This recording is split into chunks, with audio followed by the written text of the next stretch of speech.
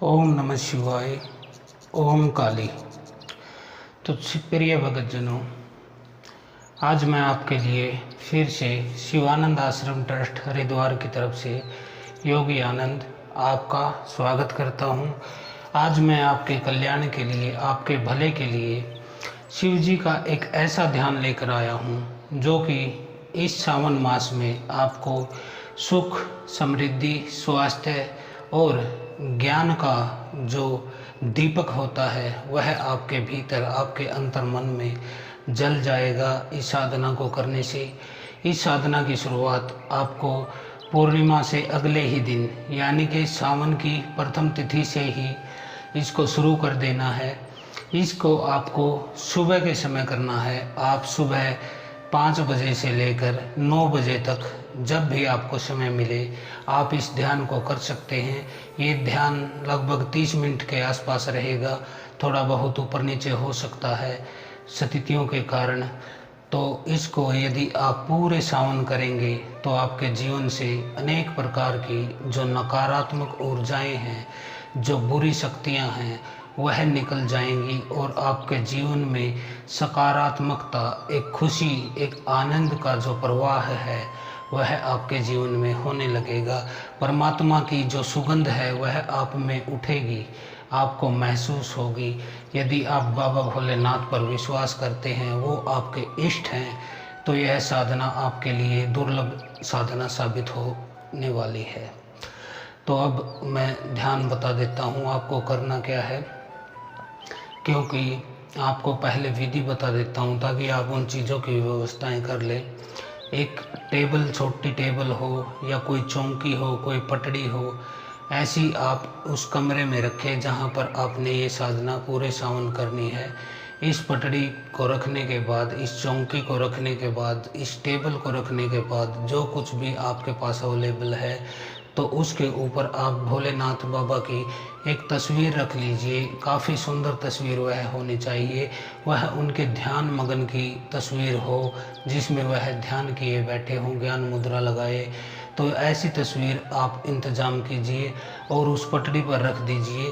उसके पास में आपको जो आपकी फेवरेट धूप है, सुगंधित धूप होनी चाहिए, उसका आपको व्यवस्था करनी है। और एक दीपक की आपको व्यवस्था करनी है जो कि जलाना है आपको देसी घी से। आपको इन 3 चीज़ों की व्यवस्था करनी है, एक पटड़ी, तस्वीर उसके ऊपर और धूप और दीप। केवल इस साधना में आपको इन चीज़ों की ज़रूरत पड़ेगी। इसके अलावा हम आपसे मानसिक पूजा जो बाबा भोलेनाथ की है, जो रियल है, जो वहाँ तक पहुँचने की जो क्रिया है, वह हम आपको इस वीडियो के माध्यम से सिखाएंगे। तो मित्रों, शरीर से यदि हम कार्य करते हैं, मनुष्य के 3 जो तल है वो मैं बता देता हूँ। एक शरीर का तल है जिससे हम धूप बत्ती, ज्योत, प्रसाद, उपवास, यज्ञ, हवन, मंत्र जाप ये करते हैं, यह शरीर का तल है। एक फिर मन का तल होता है। मन के तल से हम मानसिक रूप से अपने इष्ट का ध्यान करते हैं, उनकी साधना करते हैं, अपने मन में उनको बैठा लेते हैं, उनको महसूस करते हैं। एक योगी होता है, वह अपने इष्ट को अपने आज्ञा चक्र में स्थापित कर लेता है। तो इस तरह से दूसरी विधि है मन के द्वारा, जिसे हम आज आपको कराएंगे। और तीसरी विधि होती है आत्मा के तल पर। ये 3 विधियां हैं जिससे हम परमात्मा को पाने के मार्ग पर चलते हैं। पहली जो कर्म की है वह हम शरीर से जो कार्य करते हैं। दूसरी होती है जो मन की होती है, जो मन से हम अपने परमात्मा के करीब जाते हैं, उन्हें महसूस करते हैं, उन तक हम अपनी प्रार्थना को पहुंचाने की कोशिश करते हैं। और तीसरा है आत्मा का तल। आत्मा जब परमात्मा से लीन हो जाती है, उसमें खो जाती है, मिल जाती है, तो वह स्वयं परमात्मा हो जाती है। इसीलिए आदि गुरु शंकराचार्य ने कहा है, अहम ब्रह्मास्मि, मैं ही ब्रह्म हूँ।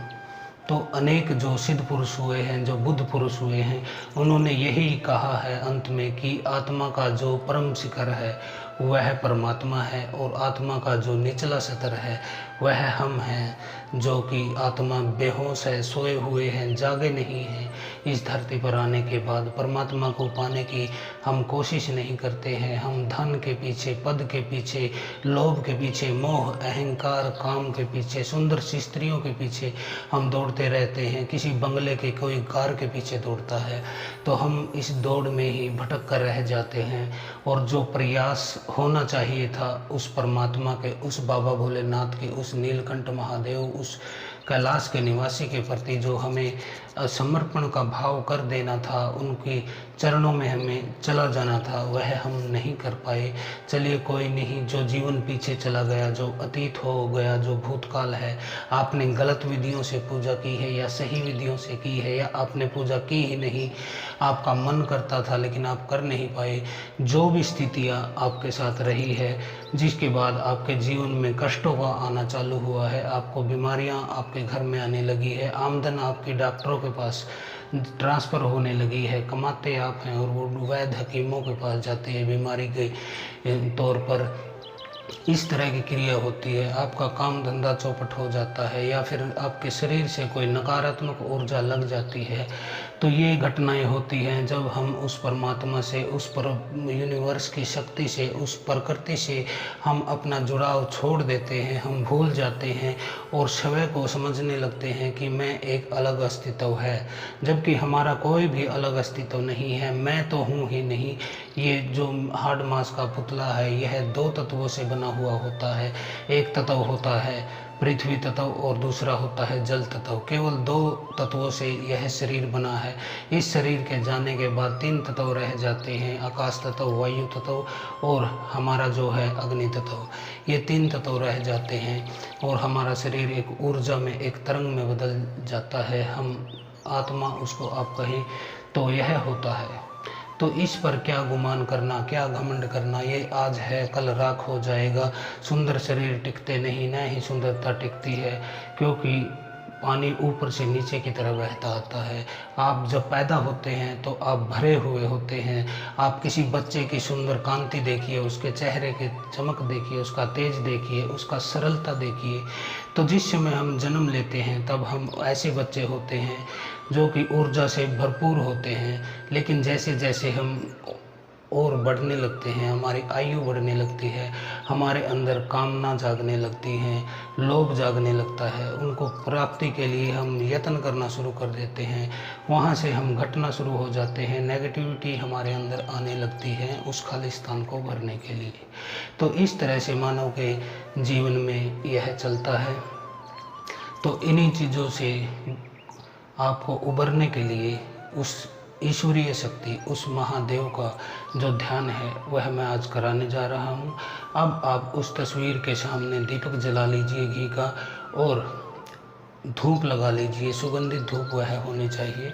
अपने कमरे को आप इस तरह से रखें कि कह दे घर वालों को कि 15-20 मिनट तक मुझे कोई परेशान न करे, और आप आराम से अपना रूम लॉक कर सकते हैं। फिर आपको करना क्या है, उस तस्वीर के सामने ऐसे ज्ञान मुद्रा बना के आपको बैठ जाना है। ये पहली उंगली अंगूठे के नीचे ऐसे करके फिर उसे अपनी गोद में रख लीजिए और आप बिल्कुल सीधे बैठ जाइए।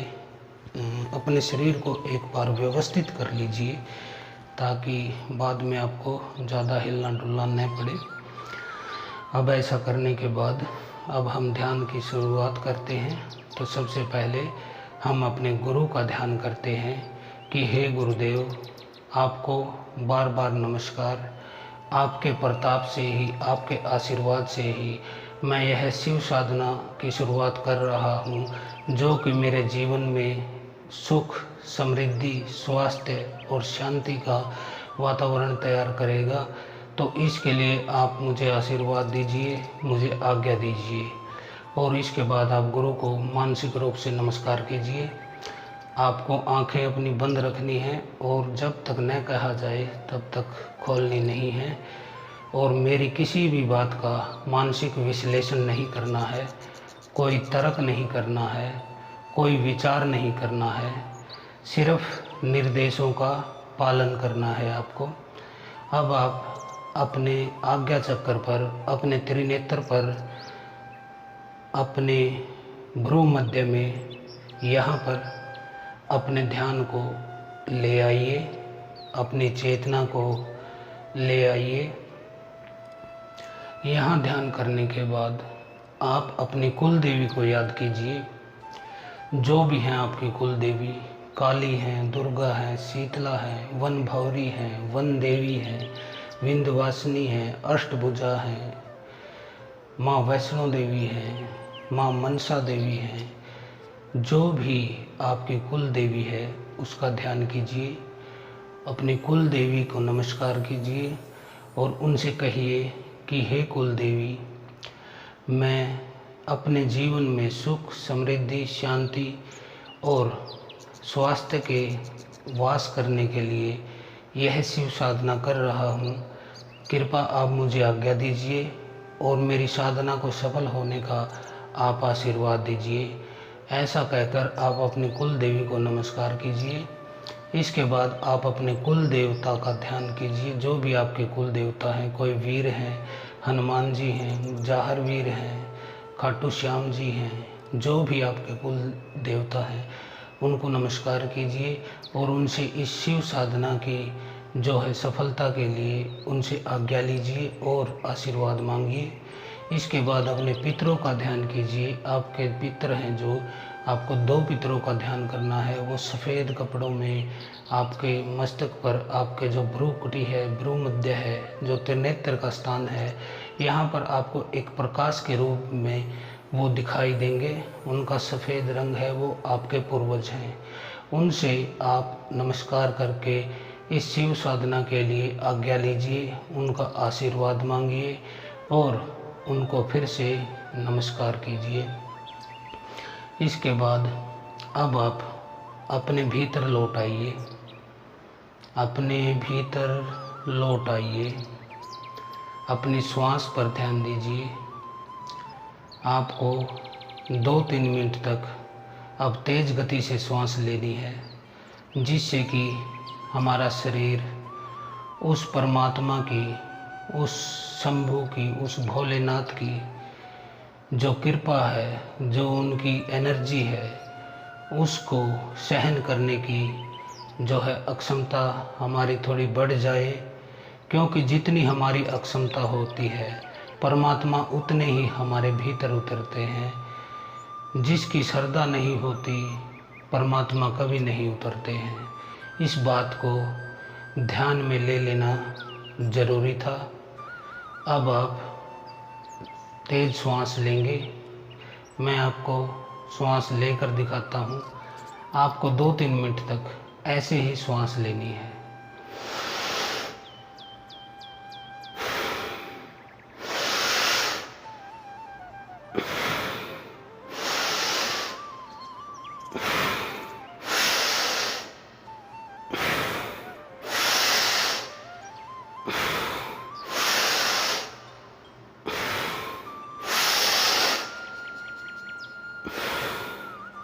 इस तरह से तेज श्वास ले लीजिए, गहरी श्वास लीजिए, अपनी नाभि से भी नीचे तक इस ऊर्जा को महसूस कीजिए, इस प्रकाश को आप महसूस कीजिए। अब हम सांसों से अपना ध्यान हटाते हैं और हमारे जो इष्ट हैं, जिनकी हम साधना कर रहे हैं, वो बाबा महादेव, उनका ध्यान करते हैं।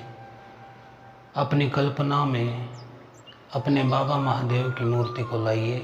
जो मूर्ति आपने रखी है अपने सामने, उसी मूर्ति की कल्पना कीजिए और अपने जो त्रिनेत्र है, जहाँ दिव्य नेत्र का स्थान है, वहाँ पर अपने ध्यान को, अपनी चेतना को टिकाइए और वहाँ उस तस्वीर को आप महसूस कीजिए कि हे भोलेनाथ, आप मुझे दिखाई दे रहे हैं।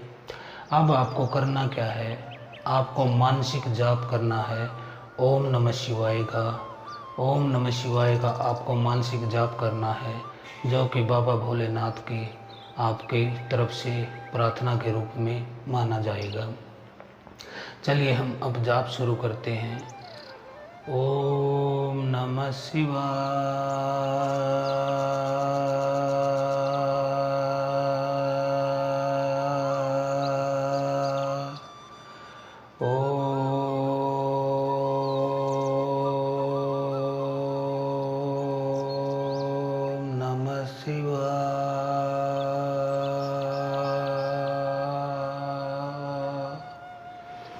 अब आपको इस मंत्र का 21 बार जाप करना है। आप जाप कर लीजिए, तब तक मैं शांत हो जाता हूँ। आप 21 बार इस मंत्र का जाप कीजिए।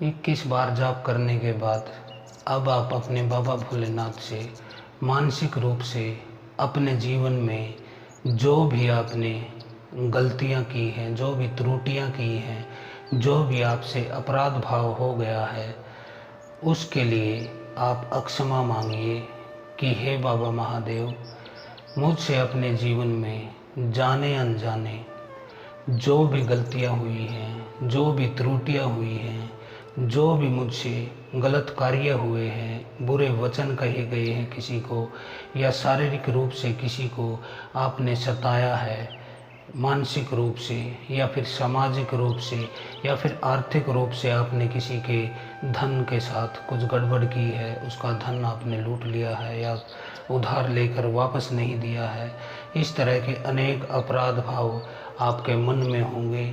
आपने जीवन में नशा भी किया होगा, आपने मदिरा मांस का सेवन किया होगा, आपने जो भी नकारात्मक हो सकता था अधिक से अधिक आपने किया होगा। इस भाव को आप छुपाने की कोशिश न करें, क्योंकि यह कार्य आपने किए हैं। आपने लोगों को शारीरिक रूप से, मानसिक रूप से, सामाजिक रूप से, आर्थिक रूप से आपने लोगों को सताया है।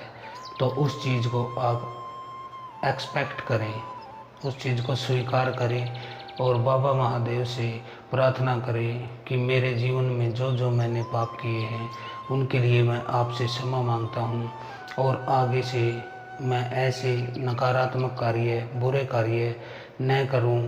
तो मैं आपसे यह संकल्प करता हूँ, वादा करता हूँ।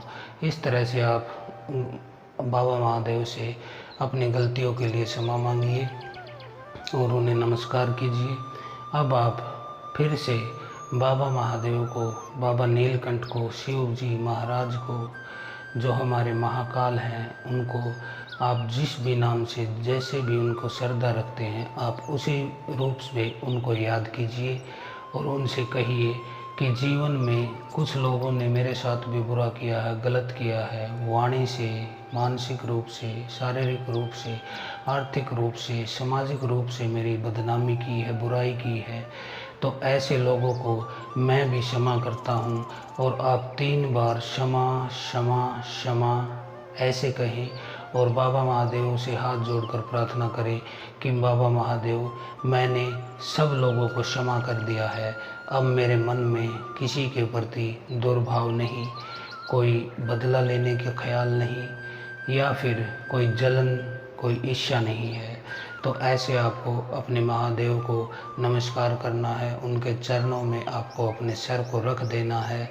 ध्यान के तौर पर ही, मानसिक रूप से ही आपको यह सब क्रियाएं करनी है। अपने आपका शरीर बिल्कुल जो का तो बैठा रहेगा, स्थिर रहेगा, वहाँ से कोई हलचल नहीं आपको करनी है। आपको केवल मानसिक रूप से उस ऊर्जा को, उस शक्ति को, उस परम जो तेज है उसको महसूस करना है, जो कि आपको कनेक्ट करता है उस ब्रह्मांडीय शक्ति से, उस पारलौकिक ऊर्जा से, उस ईश्वर की शक्ति से, उस बाबा महादेव, उस शंभू की शक्ति से आपको कनेक्ट करती है। और आपके शरीर में एक ऊर्जा का जो है निरंतरता बनती है, ऊर्जा का चलायमान होता है, आपके शरीर में ऊर्जा जो दौड़ जाती है। आपके शरीर में जो कुछ भी कमियां हैं उनको वह प्रकृति की जो शक्ति है, प्रकृति की जो ऊर्जा है, वह ध्यान में आपके शरीर में प्रवेश करती है। आपके सहस्त्रार चक्र से, आपकी चोटी जो होती है सिर में, उस स्थान से ईश्वर की शक्ति आपके अंदर प्रवेश कर गई है। आपका शरीर उस प्रकाश को, उस तेज को महसूस कर रहे हैं। वह प्रकाश आपकी बंद आंखों में, आपके मस्तक पर आपको दिखाई दे रहा है। यह प्रकाश किस रंग का है यह तो आप ही जानते हैं, क्योंकि यह सबको अलग अलग दिखाई देता है। किसी को पीला दिखाई देता है, किसी को सफ़ेद दिखाई देता है, किसी को नीला दिखाई देता है। वह जिस प्रकार की शक्ति से जुड़ा है, आस्था उसकी जैसी शक्ति में है, उसी का प्रतीक के रूप में उसे दिखाई देने लगता है वह प्रकाश। और वह प्रकाश बढ़ता चला जाता है, तेज होता चला जाता है। आपका शरीर बिल्कुल हल्का होता जा रहा है, हल्का होता जा रहा है, इसमें कोई हलचल नहीं। यह बिल्कुल आराम की स्थिति में चला गया है, बिल्कुल रिलैक्स हो गया है आपका शरीर। तो आपको एक अद्भुत से आनंद की अनुभूति होती है, एक वाइब्रेशन सी आपके पूरे शरीर में इस समय गुजर रही है और आपको वो प्रकाश बार बार दिखाई दे रहा है। वह एक दिव्य प्रकाश है जो कि ईश्वर की शक्ति के रूप में आपके शरीर में दाखिल हुआ है। अब आप अपने इष्ट भगवान भोलेनाथ को फिर से याद कीजिए और अपने एक संकल्प लीजिए। अपने जीवन में जो चीज़ आप बदलाव करना चाहते हैं, जिस चीज़ को आप बदलना चाहते हैं कि मेरे जीवन में ये चीज़ गलत है, यह मेरी आदत गलत है या फिर मेरे कोई विचार गलत हैं, इस चीज़ को आपको बदलना है और कोई पॉजिटिव चीज़ अपने अंतर मन में जो आपका वो चेतन मन में है उस तक पहुंचानी है। क्योंकि इस समय आपका जो बाहरी मन है, चेतन मन है, वह सो गया है, सुप्त अवस्था में है और आप ध्यान की अवस्था में हैं। इस समय आपका अवचेतन मन जाग रहा है और मेरी आवाज़ को निरंतरता से सुन रहा है, उसकी गहराइयों में मेरी आवाज़ जा रही है। इस समय आप जो भी संकल्प लेंगे वह निश्चित रूप से पूर्ण होंगे। यह योग निद्रा में लिए गए संकल्प बिल्कुल निश्चित पूर्ण होते हैं। तो आप कोई भी संकल्प लीजिए जो आपके जीवन में एक सकारात्मक प्रभाव लाए, एक सकारात्मक बदलाव लाए, जिससे कि आपका जीवन सतत थोड़ा ऊपर उठ सके और आपके कष्ट, थोड़ी कठिनाइयाँ आपकी जो हैं वो कम हो सके। तो आप संकल्प लीजिए। मैं 1 मिनट चुप रह जाता हूँ। जैसे मैं एक उदाहरण दे देता हूँ कि संकल्प कैसे होना चाहिए। मैं ध्यान में जा रहा हूँ, मैं गहरे ध्यान में जा रहा हूँ, मैं बहुत गहरे ध्यान में जा रहा हूँ। तो इस तरह से आप संकल्प लीजिए। जो भी संकल्प आपके जीवन में ज़रूरी है, जो भी घटना, आपको पढ़ाई के बारे में संकल्प लेना है, आपको एग्ज़ाम के बारे में, इंटरव्यू के बारे में आपको संकल्प लेना है, आपको जो भी कार्य करना है उसके विषय में आप संकल्प लीजिए कि मैं इस कार्य को सफलतापूर्वक कर रहा हूँ, मैं इस कार्य को सफलतापूर्वक कर रहा हूँ, मैंने इस कार्य को बहुत ही सफलतापूर्वक पूरा कर दिया है। इस तरह से आप संकल्प ले सकते हैं। आप संकल्प लीजिए। मैं चुप हो जाता हूँ 1 मिनट। 3 बार आप दोहराइएगा।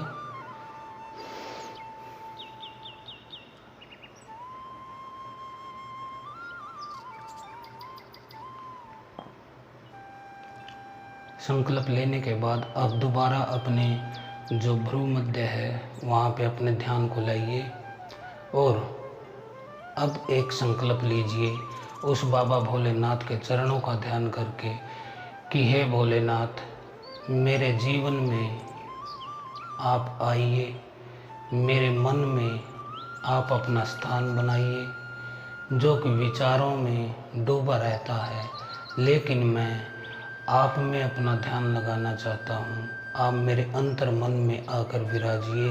आपका स्वागत है। आप मेरे पिता हैं, आप इस जगत के पिता हैं, इस सृष्टि के आप श्रेष्ठ जो शक्ति है, जो ऊर्जा है, आप वो हो। आपके जैसा कोई ध्यानी नहीं, आपके जैसा कोई ज्ञानी नहीं, और आप तो नीलकंठ महादेव हो जो जहर पी के संसार को बचाते हैं। आप उस केदारनाथ के वासी हो जो केदार होता है, बर्फ़ होता है, और आप उसके नाथ हो। बर्फ़ के राजा के रूप में आप केदारनाथ पर निवास करते हैं और कैलाश पर्वत पर आप विराजमान हैं। उस सृष्टि की, उस संसार की जो थामने वाली शक्ति है, उसको चलाने वाली शक्ति है, उसकी वृद्धि करने वाली शक्ति है, आप उस रूप में कैलाश पर्वत पर विराजमान हैं। हे महादेव, हे शंभु, मैं आपको अपने दिल की गहराइयों से नमस्कार करता हूँ, नमस्कार करता हूँ, नमस्कार करता हूँ। मैं महसूस कर रहा हूँ स्वयं में आपको कि जैसे इस ध्यान की स्थिति में मैं स्वयं ही शिव हो गया। मेरे अंदर जो भीतर है, मेरा अंतर मन है, वह वर्तमान में ठहर गया है। न मुझे समय का ज्ञान है, न मुझे काल का ज्ञान है। मुझे सिर्फ आप ही आप महसूस हो रहे हैं।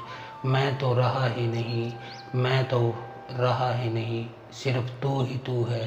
तू ही तू है भोलेनाथ, तू ही तू है मेरे शंभुनाथ, तू ही तू है मेरे केदारनाथ। महाकाल भी तू है, तू ही अमरनाथ है।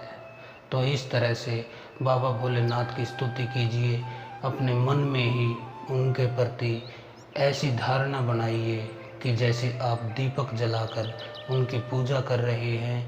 आपके हाथ में एक थाली है जिसमें दीपक रखा है, पुष्प रखे हैं, धूप रखी है, इत्र रखा है, एक मीठा पान रखा है, प्रसाद के रूप में भांग रखी है, जो है पत्थर बेल के जो है फल रखे हैं, और जो शिव को सबसे पसंद है वो रुद्राक्ष रखा है। तो आप उस थाली से अपने महादेव की पूजा कर रहे हैं।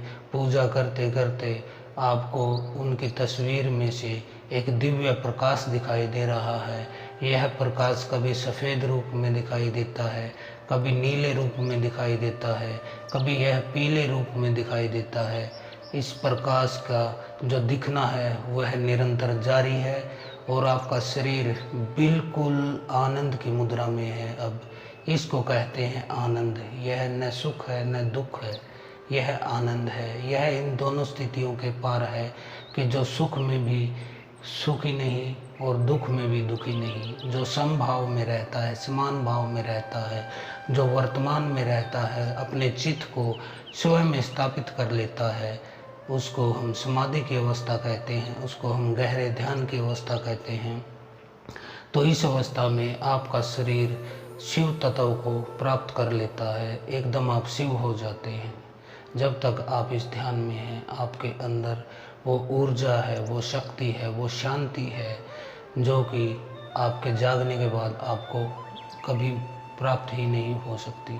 क्योंकि उस समय मन में विचार चलने लगते हैं, दौड़ने लगता है मन, कुत्ते की तरह इधर उधर दौड़ता है मन। कभी ये सोचा, कभी वो सोचा, कभी ये ले लूँ, कभी वो छोड़ दूँ।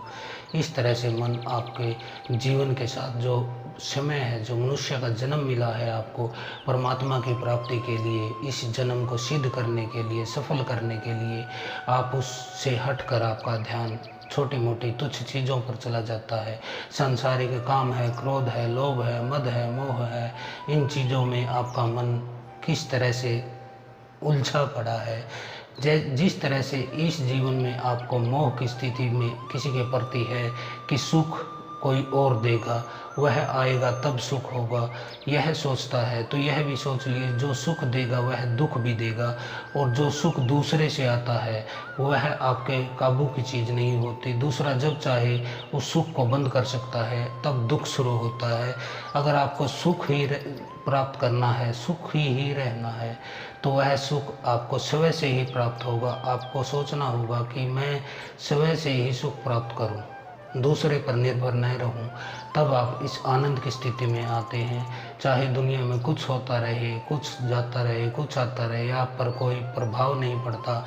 आप एक शुद्ध आत्मा के तौर पर इस जीवन में जीते हैं और परम जो आनंद है, जो परम परमात्मा है, उसे आप प्राप्त कर लेते हैं। मोक्ष को प्राप्त हो जाते हैं, निर्वाण प्राप्त कर लेते हैं, कैवल्य की स्थिति में आप चले जाते हैं।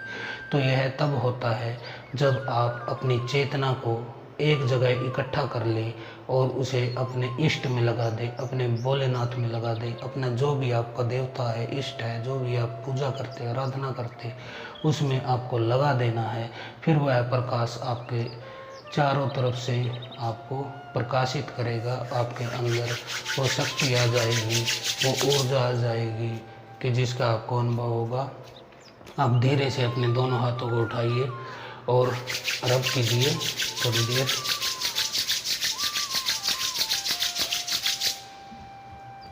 ऐसे कीजिए और अब महसूस कीजिए कि आपके शरीर के हाथों में ऊर्जा की जो है एक निरंतरता, एक चलायमान, एक उसकी दिशा जो है वह चल रही है। अब ऐसे ही हाथ के कि एक हाथ सीधा मेरी तरफ कीजिए, अपनी आंखें खोल लीजिएगा। अब कोई दिक्कत नहीं। अपने हाथ को अपने यहाँ पर ले आइए, 5 से 6 इंच की स्थिति में आप ले जाइए और उसे ऊपर नीचे करके महसूस कीजिए कि ठंडी हवा आ रही है आपके तालू से, आपके सिर से, या कि गर्म हवा आ रही है। मेरे यहाँ से अब ठंडी हवा आ रही है क्योंकि मैं ध्यान की पूरी गहरी स्थिति में चला गया था। तो यह ऊर्जा महसूस कीजिए, यह परमात्मा की शक्ति है, यह ईश्वर की जो ऊर्जा है, यह आप सेवा हो, आपका जो आत्म है वह आप यहाँ महसूस कीजिए। और अब इस हाथ से फिर चेक कीजिए, किसी का 3-4 इंच पे दिखाई देता है, किसी का 5-6 इंच पर होता है। यह सहस्त्रार चक्र होता है आपका, जहाँ से आप ब्रह्मांड की शक्ति से, ईश्वर की शक्ति से जुड़े रहते हैं। यह वह कनेक्ट द्वार है आपका। तो यहाँ से महसूस कीजिए ठंडी हवा है कि गर्म है। अब आप अपनी आंखें खोल लीजिए और अपने जो कुल देवी है, अपने गुरुदेव हैं, अपने पितर हैं और जो आपके कुल देवता हैं, अब उनको फिर से नमस्कार कीजिए और धन्यवाद दीजिए कि उन्होंने आपकी ये ध्यान साधना है जो है सफलतापूर्वक उन्होंने पूरी करा दी और आपको ऐसा आशीर्वाद दिया, आपको आज्ञा दी कि जिससे आप बाबा भोलेनाथ के ध्यान में इतना गहरे रूप से आप खो पाए, डूब पाए उस बहती हुई गंगा में, जो कि बाबा भोलेनाथ के जो है जटाओं से ध्यान के रूप में, जो मानसिकता के रूप में, पूजा के रूप में हमने अभी की है, उसमें डुबोने के लिए और शरीर में एक आनंद, सुख और एक प्रकाश, एक ऊर्जा प्राप्त करने के लिए उन शक्तियों को धन्यवाद दीजिए, उनको नमस्कार कीजिए और अंत में अपने गुरुदेव को धन्यवाद दीजिए। आपके जो भी गुरु हैं उनको आप स्मरण कीजिए, उनका नाम लीजिए, उनका मंत्र है जो दिया है उन्होंने, उसका जाप कीजिए और आराम से अपने जीवन के कार्यों में लग जाइए। यह ध्यान आपको पूरे सावन करना है। यदि आपने इसको पूरे सावन निभा दिया तो आप कह नहीं सकते, आपको पता नहीं है कि आपके ऊपर कितनी बड़ी कृपा हो जाएगी। आपके शरीर एक ऊर्जा का हब बन जाएगा, एक शक्ति का हब बन जाएगा। आपके चेहरे पर चमक आने लगेगी, आपके शरीर पर एक चमक आने लगेगी।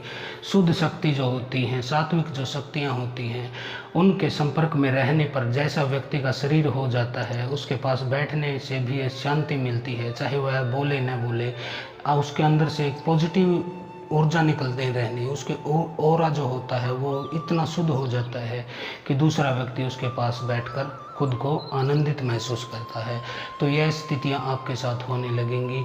जो बीमार व्यक्ति होते हैं उनको आप थोड़ा बहुत हीलिंग देकर, अपने हाथ से, अपनी दृष्टि से शिव के नाम लेकर, उनका ध्यान कर कर, तो उनको भी आराम मिलने लगेगा। आप इतने आपके अंदर ऊर्जा इकट्ठी हो जाएगी सिर्फ इस सावन में ये साधना करने से। सावन का महीना बाबा भोलेनाथ को बहुत ही प्रिय होता है, यह हम सभी जानते हैं। तो इसीलिए मैंने आपको ये ध्यान साधना बताई है। डेली आप करें, सुबह करें, कानों में हेडफोन लगा लें। जब आप ध्यान की शुरुआत करते हैं पहले विधि कर लें, फिर जब ध्यान शुरू होगा हेडफोन लगाएं ताकि आपको मेरी आवाज़ बिल्कुल साफ सुनाई दे, बाहर का शोर थोड़ा आपको कम डिस्टर्ब करे। इस तरह से आप करेंगे तो आप देखना कि बाबा भोलेनाथ की कृपा आप पर किस तरह से बरसती है, आपको जीवन में क्या क्या प्राप्त होता है। आप जो कहते हैं लगभग सत्य होने लगता है, क्योंकि आपको पूर्व अनुमान होने लगता है उस दिव्य शक्ति की वजह से, उस बाबा भोलेनाथ की, उस केदारनाथ की, उस अमरनाथ की, उस कैलाश के वासी की। तो आज के लिए इतना ही। हर हर महादेव। ओम काली।